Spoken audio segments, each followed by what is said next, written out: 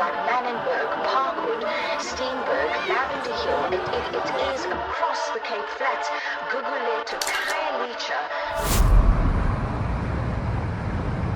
As a person that grew up in Hanover Park, there's an emotional attachment to the place. You cannot sit by and let younger children get drawn into gangsterism, become a statistic, get drawn into drugs, because that's a reality.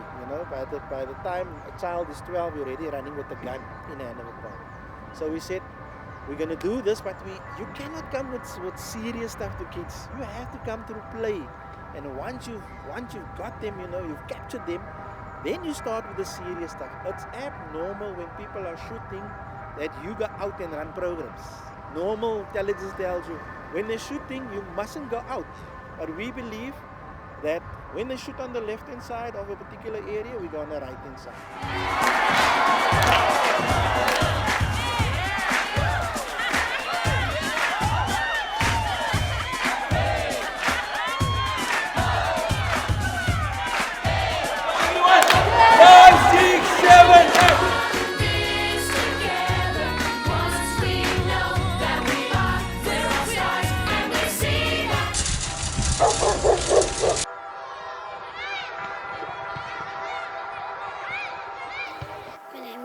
And I'm 9 years old. Ashka, I'm 16.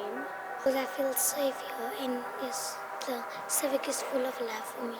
Yeah, I've been here for 5 years and it's a privilege to be here. I learn new things every day and it's an exciting feeling because it keeps me away from anything else but dance. The moment I started with the program, I just fell in love with everything that they had. Like the opportunities they had the ballroom and Latin, they had the hip-hop, they had the drama. There was just endless opportunities, even singing. So everything that they had there, I could do. And there was new stuff for me to learn as well. So I'm grateful for the opportunities as well that they gave me, because it made me realize that if that is something I for now feel that I want to do for the rest of my life, it will be good, because I've just fell in love with teaching and doing whatever it is I was doing, the dancing, the singing, the acting. And it didn't take me long actually, because from the first time I was there, I immediately fell in love with what the opportunities that there was. So I just fell in love with everything that they did, and just there and then I realized that is what I want to do. My life growing up in Hanover Park was a bit difficult, as I had my grandmother as the only breadwinner of our home. I am multi-talented, but there was lack of opportunity for me to perform and showcase my talents, which was a bit difficult for me as someone that can sing, dance, act and etc. So it was a bit challenging for me to showcase that during the time I grew up in Hanover Park.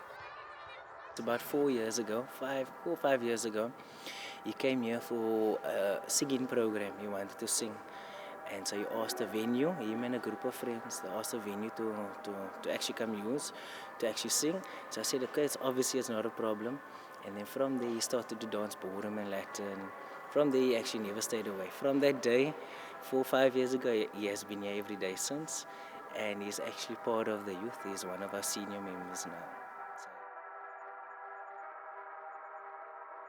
I actually had 400 trophies. But then my granny has this old school cupboards, man. So like that goes from corner to corner. So she was like, bruh, this trophies is starting to collect dust. You need to make a plan with it, because it's too much now. Give it away or just give it to someone. And then I thought, okay, the weekend I was invited to facilitate a camp, a leadership camp. So then I thought, okay, some of the kids were very introverted, man. Like they didn't speak to anyone. So then I thought, look, I'm going to give it to them. Like if the one starts speaking or starts, and the program that we had was for them to speak with each other and actually communicate and things like that. And then some of them did, and then I gifted them with the trophies. Which to me, it was better giving it to them than keeping it to myself, because if you end up with a lot of trophies, it's just another one. But for them, that one trophy just means so much. And then I decided I'm going to rather give it to them, and I had small competitions, dance competitions and things like that.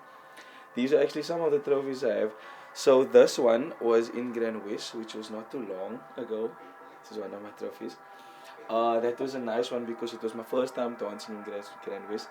The other trophies I have traveling was taken in Eastern Cape.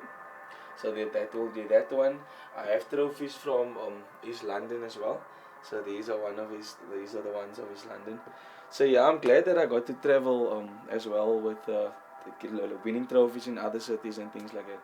And that is obviously one of the achievements, and the most grateful I am for that opportunities that I got there to travel to the other cities and things like that, to go compete there and showcase my version of the dancing that I do and the dancing that I was taught and things like that.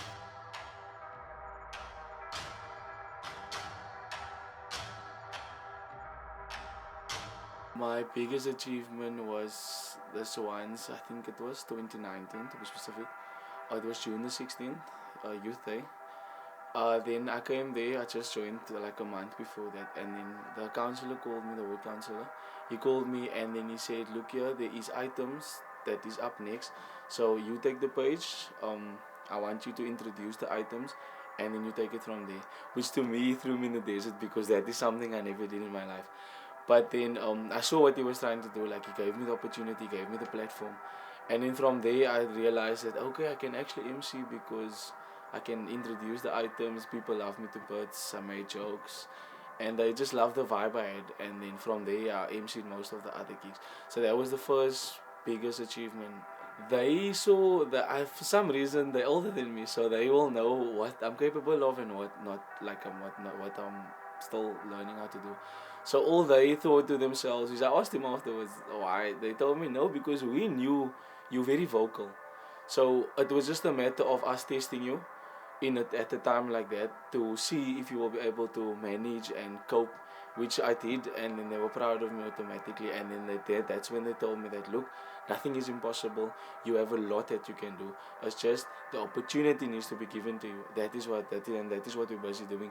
We're giving you the opportunity to just be you, be yourself, and do what you do, and do it to the best of your ability. We have this belief that from passing it on to us, the opportunity, we automatically have to pass it on to them, like it has. Because at the end of the day, we have to stop this generational curse we have, man. So by doing that, the only way we can stop it is the knowledge we're getting from them, we pass on to the younger ones, which they will then automatically become our age, and then they will also pass it on to the younger ones. So then it becomes a generational thing where it's just passing on of knowledge, growing the sport, growing the opportunities, and all of that. My biggest motivation is the kids that I teach, because most of the kids that I teach is as they underprivileged, so they can't afford anything really, or not a lot that they can afford. However, our programs cater for every kid that can't afford, because our programs is free, we don't charge a cent. So it's easier for them, because you can get someone that is talented and passionate, but then unfortunately they can't afford because of circumstances. And then you get someone that is just there, they can do it, but they're just doing it because they were forced to do it. So we feel that is that's such a sad thing. So that is why we create the opportunity for them to just come and showcase what they're about, learn what they're about, and they keep me motivated, because the journey we have with them from the start up till where they are at this moment in time, it's mind blowing, because we are from Hanover Park, so the kids are a bit naughty, but like the transition from being that naughty child that used to run outside, throw stones and all of it, becoming a gentleman, doing ballroom and Latin, learning how to treat people properly, learning how to open doors for females, just generally being disciplined. The transition from how they were to how they are now, it's mind blowing, and it's fascinating for me. And if I can see that every day, I'm fine. Who loves both of their parents? They used to do Tell all of them, what would you like to become? Tell them.